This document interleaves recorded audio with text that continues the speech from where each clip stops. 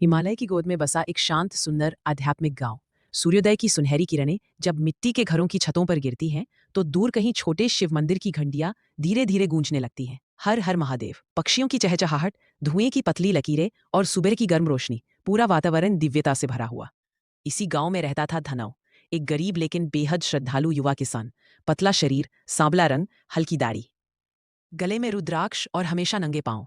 उसके चेहरे पर एक अजीब सी शांति थी, मानो विश्वास और भक्ति ने उसे किसी उजाले से भर दिया हो। हर सुबह वह अपने छोटे से खेत में फूल चुनता, उन्हें बेहद प्यार से एक पत्ते में रखता और फिर पहाड़ियों के बीच बसे छोटे शिव मंदिर की ओर चलता। रास्ता पत्थरीला था, पर धनाव के कदम हल्के थे, जैसे हर कदम पर महादेव का नाम उसके साथ चल रहा हो।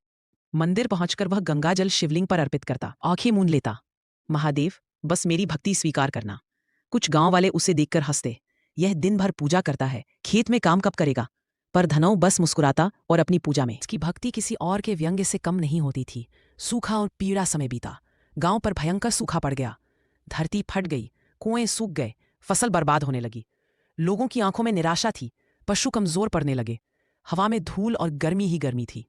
लेकिन धनु उसके पास था, सिर्फ एक छोटा सा पानी का गड़ा, उसका अंतिम बचा हुआ पानी।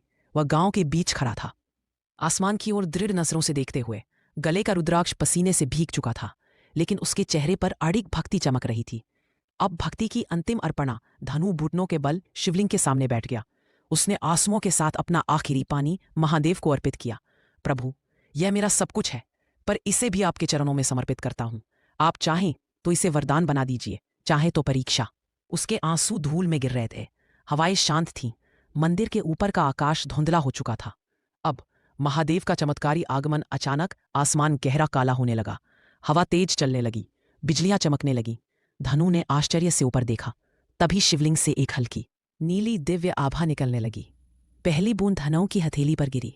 उसने आंखें बंद कर ली। बारिश। कुछ ही पलों में इतनी तेज बारिश हुई कि गांव के सूखे खेत फिर से जीवंत होने लगे। लोग नाचने लगे, हंसने लगे, बच्चे मिट्टी में खेलते हुए चिल्ला रहे थे, महादेव की जय। इसी बारिश के बीच शिवलिंग की दिव्य रोशनी बढ़ने लगी और प्रकाश के बीच एक शांत, सुकोमल, तेजस्वी रूप प्रकट हुआ। स्वयं भगवान शिव। शांत मुद्रा, नीला स्वरूप, जटा पर अर्धचंद्र, गले में नाग, आंखों में अनंत करुणा। धनु स्तब्ध हो गया, घुटनों के बल गिर पड़ा, आंखों में आंसू। उसके सामने उसका आराध्य खड़ा था। शिव ने अपना हाथ धनु के सिर के ऊपर उठाया।